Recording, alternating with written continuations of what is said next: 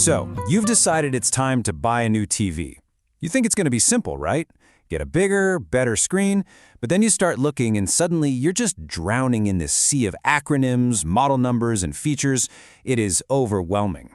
So today, we're going to cut right through all that confusion and figure out why the perfect TV doesn't really exist.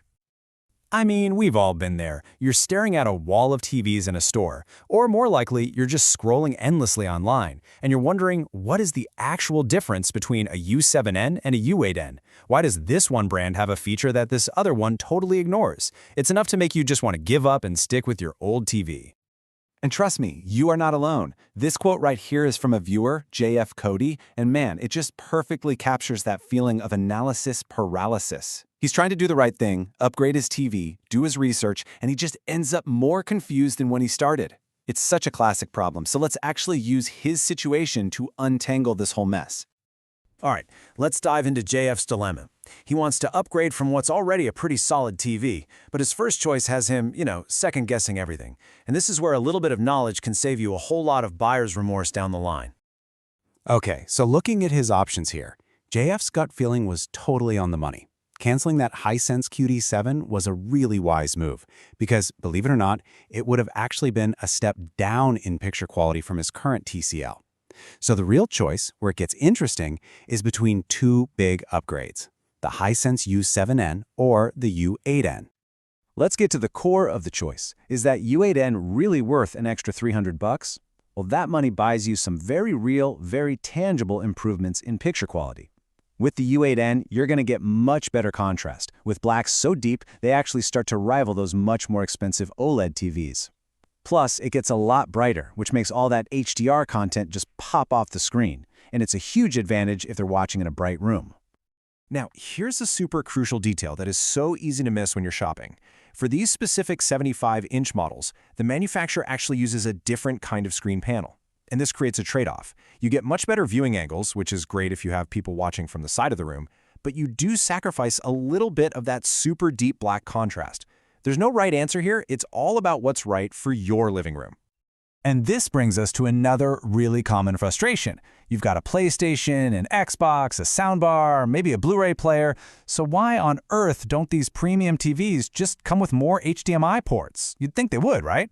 Well, the answer is buried deep inside the TV's hardware. Every single smart TV has what's called a system on a chip, or SoC for short.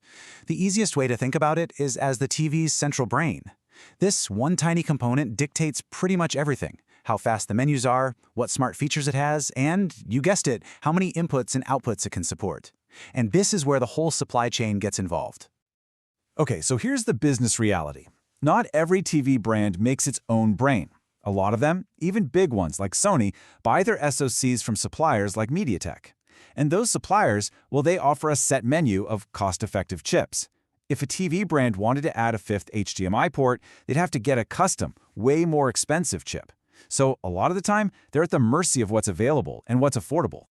And honestly, from the manufacturer's point of view, the business case just isn't there. They look at the data and see pretty low consumer demand for more than 4 ports, but they see a higher cost for them. Plus, there are already solutions out there. Serious home theater fans use AV receivers with tons of ports, and for everyone else, the built-in smart TV apps have really cut down on the number of boxes we need to plug in anyway. So if adding one simple port is that complicated, what about everything else? Can you actually find one TV that truly does it all, one that supports every single picture format and every gaming feature without forcing you to make some kind of compromise? Well, the answer is complicated. Welcome to the Format Wars. The two big players in advanced HDR are Dolby Vision and HDR10+. Dolby Vision is kind of the dominant format. It's used by Netflix, Apple TV, and most of the major studios. But Samsung, one of the biggest TV makers on the planet, just refuses to support it. They back their own HDR10+ format instead. And on the flip side, a lot of Sony and LG TVs support Dolby Vision, but then they skip HDR10+. So you're basically forced to pick a side. But here is the good news. Some brands have basically decided to be Switzerland in this whole war. Brands like Hisense, TCL, and now Panasonic, which is back here in the US, have decided to support all the major HDR formats.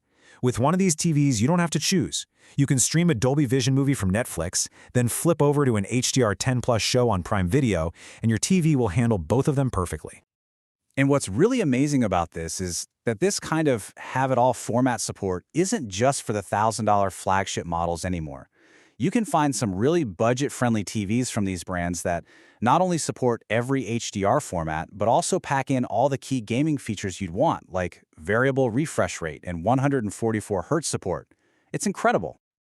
So let's bring this all together. Since the single best TV for everyone doesn't exist, how do you find the one that's perfect for you?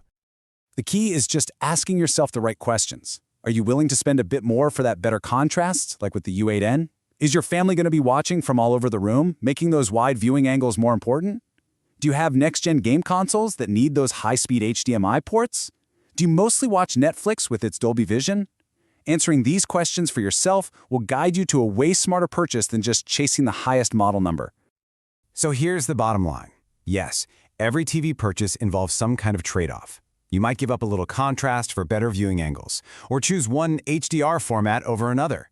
But the great news is that in 2025, your dollar goes further than it ever has before, buying you incredible features and picture quality that would have cost a fortune just a few years ago. So it all just comes down to your own priorities. For some people, it might be having those perfect inky black levels for movie night. For others, it's making sure they have enough high-speed ports for all their gaming gear.